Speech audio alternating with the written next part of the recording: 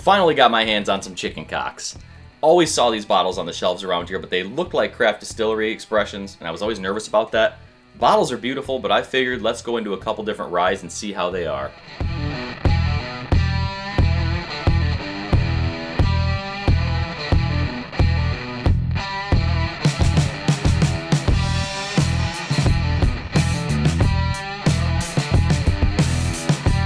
How's it going today, everybody? My name's Chris. Welcome back to Bourbinsane. We've got a brand new review today, and we are going to be talking about two different rye expressions from Chicken Cock Whiskey. We've got their standard 95.5 Chicken Cock Rye, and then we also have a Ryeteous, see what they did there, Blonde, which is actually finished in blonde beer barrels. So let's get into this a little bit here.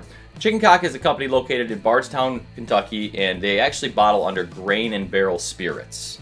All their whiskey at the moment is contract distilled through Bardstown Distillery. So that's what where they're getting their whiskey from, and they have numerous expressions: bourbon, ryes, different finishes like cognac finishes, things like that too, which are special releases as well. But these ryes I've always heard are actually pretty decent. I never had actually tried them myself, so I figured now's the time, you know. All right, so let's start with their base rye expression. This is a 95.5 rye, as mentioned, coming out of Bardstown, Kentucky, and it is aged minimum of 2 years. It says that right on the back of the bottle. So 2 years makes you a little bit nervous. You know, we're going to go into it in an open mind, see how it is. I'm going to start with that one, then we'll get into the Ryeteous Blonde next, and then we'll do a little side-by-side. So let's go into color on the regular rye here. It is quite light, you know, as we kind of expect, given the younger age there. Only 2 years, but very honey-looking color there.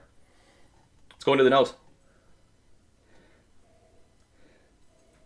It definitely has got a light body to it on the nose. Very 95.5 rye, though. It's got a lot of spearmint coming through on here, like a spearmint gum. A lot of citrus, too. Orange peel, lemon peel coming through. Lemongrass. A lot of that bright citrus you'll often get from rye whiskey. Definitely a good amount of pepper in here, though, too. You know, it's definitely got that rye profile. Pretty clearly a rye on the nose. Only 90 proof, but not a lot of alcohol burn coming through, which is a good sign. You know, it's not giving me youthful vibes, which I was worried about on nose initially. So let's go into the taste on this one.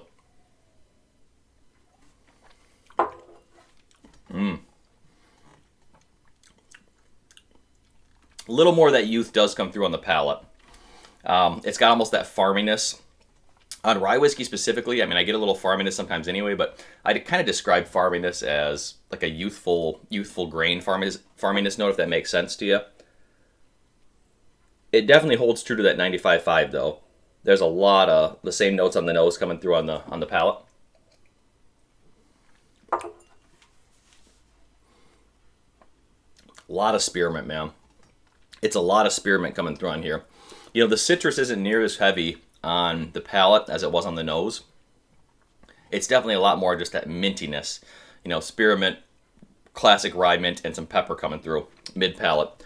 Actually pretty decent finish, mouthfeel and finish for being so low proof, but I think it's just that rye kick that kind of just hits that middle of the palate and washes off the back of the palate. So honestly, really not bad. I was expecting, at 2 years I wasn't sure. You know what I mean? I wasn't sure, so let's move over to the Ryeteous Blonde here. Now, this is a little bit different specs on the bottle. This is aged a minimum of 4 years, and what they did is they actually partnered with Goodwood Brewing in Louisville, Kentucky, and they finished their normal rye whiskey in blonde barrels, so Goodwood blonde barrels. Time frame for how long they finished in beer barrels, the blonde ale barrels, they don't say, so we're not sure. But given that it's finished in a beer barrel, for me, I'm hit or miss on those. I've had some good stout finishes. But with blonde beer, I'm very curious. I mean, I've had a little bit of this bottle now, so I've had a little introduction to it. The rye I'd never had before. So I'll give you my thoughts here as we get into it. But completely different take. Still a 95.5, but it is up to 100 proof on this one as well. So color, it is a little bit darker, it looks like in my light here. Probably the extra aging. You know, as mentioned, it's about 4 years instead of 2. Looks good, though. It's got good viscosity on this glass. So let's go into the nose on this. Ooh, okay. All right. So the first one, the normal rye, was just completely a clear rye whiskey. You know what I mean? Like, it's a clear rye whiskey. This has got a lot more citrus coming through. I mean, I'm getting a lot of honeysuckle, and a lot of melon notes, actually. I'm thinking like honeydew melon, cantaloupe type stuff. Definitely a lot of brighter citrus, I would say. I'm thinking more like tropical fruits than I am with the standard rye. You know, the standard rye, you get those almost like bitter orange peel, that kind of stuff. This, I'm not getting that, you know. I think that beer barrel finish gives you more, at least for me, more citrus coming through. So, I mean, now that I know it's a rye. You know, I trick myself into knowing it's a rye whiskey. So, it does still have that rye smell, but there's definitely something layered on top of there. So, it's got a good nose though. It really does. So, let's go into the taste.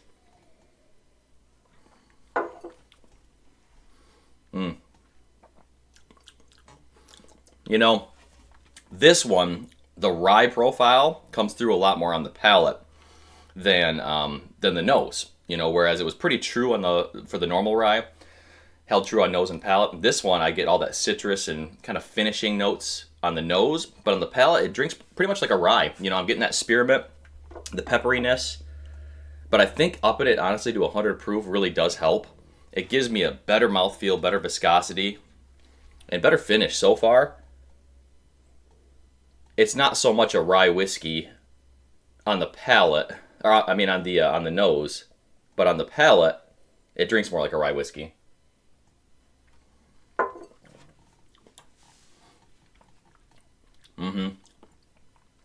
I think the age does come through a little bit more as well. It's just giving you a more well-rounded feel, you know what I mean, on the palate. The coating's much better too. Like, I am salivating a lot more after drinking this one. It's leaving me wanting to take another sip. And the flavor's really good. You know, when I first cracked this bottle open, which has probably been about a few weeks or a month now at this point, I wasn't too impressed. Like, that kind of beer flavor honestly came through a lot for me. As this opened up though, this is getting way better. Like, this tastes a lot better than it did in the beginning. So I'm impressed with this one so far. Let's give it one more sip.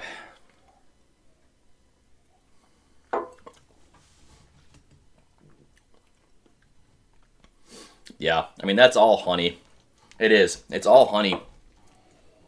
Honey and light citrus, you know? If you like those notes. And a good mouthfeel, man. I'm telling you, a good mouthfeel. 100 proof is still not super high for someone like me who's been into whiskey a while, but that's drinking really well. Drinking really well. One quick side-by-side of these two.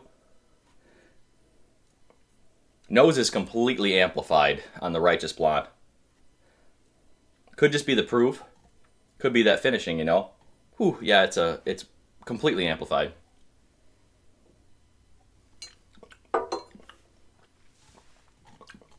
Yeah, that's just a classic rye whiskey right there. It really is.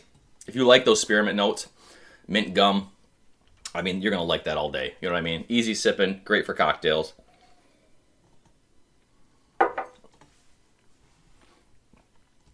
And if you want something that's going to take you on a little bit more of a journey, Ryeteous Blonde's what you want to pick up. As mentioned, I'm hit or miss with beer barrel finish stuff, and this does hit for me. It's not a miss. Retail on these is about $60 for the standard rye, which is a premium price for a 2-year rye whiskey. It is. You know, 60 is kind of that sweet, 60 to 70 these days, kind of that sweet spot for whiskey in general. So it's tough to pull the trigger on that, unless you're a big fan of this. You know, for me, it's worth the $10 markup to get the Ryeteous Blonde, especially if you enjoy sipping neat and not just cocktail for your ryes, which I do. So I would pay the $70 for this. This is really good. I do really like the Ryeteous Blonde, especially as it's opened up. Like I mentioned, initial neck pour, I wasn't sure on it, but it's definitely improved a lot. So overall, both bottles are good.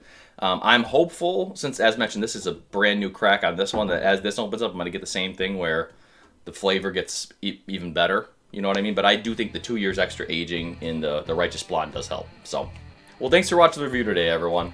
Let me know, have you guys ever had a chicken cock before? Sorry, I couldn't resist. I had to do it. I enjoyed these. I really did, you know. As mentioned, price is a little bit of a premium, but they are a newer brand. You know, newer brand under a big company now, Bardstown. So, but I want to hear your thoughts. Have you had them? Have you had the bourbon? Have you had the ryes? And if so, what's your favorite expression? You know, I'm curious about all the finished things they're doing. I want to see some of those, more of those expressions, because beer barrel is not my favorite to begin with. So you know, cognac I would love. You know, I love a cognac finish most of the time, as long as it's done right.